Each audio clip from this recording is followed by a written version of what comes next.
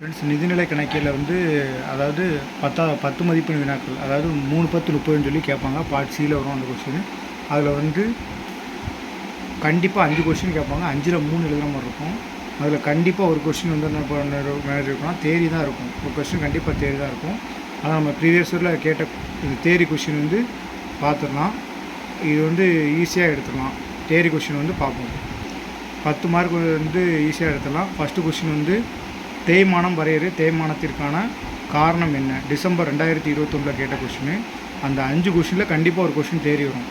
இதில் 2021 டிசம்பரில் கேட்ட கொஸ்டின் வந்து தேய்மானம் வரையறு, தேய்மானத்திற்கான காரணம் என்ன?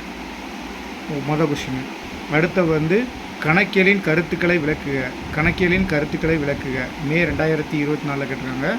கணக்கியலின் கருத்துக்களை விளக்குக. இது 10 மார்க் கொஸ்டின். கணக்கியலின் கருத்துக்களை விளக்குக. அடுத்த நிருமம் வரையறு, நிறுவனத்தின் வகைகள் உருவாக்கம் பற்றி விளக்குக. நிருமம் வரையறு, நிறுவனத்தின் வகைகள் உருவாக்கம் பற்றி விளக்குக. இது வந்து மே 2022 கேட்டிருக்காங்க. அடுத்த இரட்டை பதிவு முறை பற்றி நீவீர் அறிவதென்ன? அதன் நன்மை தீமை என்ன? இரட்டை பதிவு முறை பற்றி நீவீர் அறிவதென்ன? அதன் நன்மை தீமை என்ன? மே 2021 கேட்டிருக்காங்க. இரட்டை பதிவு முறைனா என்ன, ஒற்றை பதிவு முறைனா என்னென்னு நம்ம ஆல்ரெடி வீடியோ போட்டிருக்கோம். அதில் பார்த்துக்கோங்க. பார்க்காதவங்க முன்னாடி வீடியோவில் இருக்கும், பார்த்துக்கோங்க. அதாவது கணக்கு வைப்புக்கும் கணக்கியலுக்கும் இடையே உள்ள வேறுபாடு.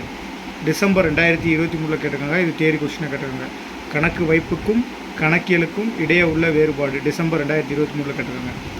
அடுத்த ஒற்றை பதிவு மற்றும் இரட்டை பதிவு முறையை வேறுபடுத்துக. மே 2023 கேட்டிருக்காங்க.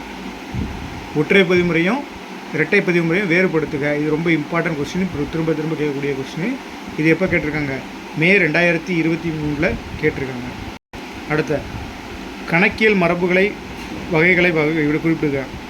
கணக்கியல் மரபுகளின் வகைகளை குறிப்பிடுக. டிசம்பர் 2024 கேட்டிருக்காங்க. டிசம்பர் 2024 கேட்டிருக்காங்க. கணக்கியலின் அதாவது கணக்கியல் மரபுகளின் வகைகளை குறிப்பிடுக. அடுத்த 8வது கொஸ்டின் வந்து வங்கி சரிகட்டும் பட்டியல் என்றால் என்ன?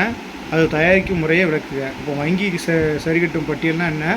அது தயாரிக்கும் முறையை விளக்குக. இந்த ஒரு 8 கொஸ்டின், ஒரு 8 கொஸ்டின் நம்மக்கிட்ட இருக்குது. 8 கொஸ்டின்லேயும் அந்த பார்ட்டு பி, அதாவது பார்ட்டு சியில் வந்து 5 பி கொஸ்டின் 10 மார்க் கொடுத்து 3 எழுத சொல்லுவாங்க. இதில் கண்டிப்பாக ஒரு தேரி இருக்கும். இது வந்து ரிப்பீட்டடாக இதில் கேட்டிருந்த கொஸ்டின் வந்து பார்த்துட்டு போனீங்கன்னா இதெல்லாம் அதில் இருக்க வாய்ப்பாக இருக்கும். ஈஸியாக 10 மார்க் எடுத்துடலாம். இரட்டை பதிவு முறை, ஒற்றை பதிவு முறை வந்து ரொம்ப முக்கியமானது. ஏன்னா அதுதான் 2-3 கொஸ்டினில் அதான் இருக்குது.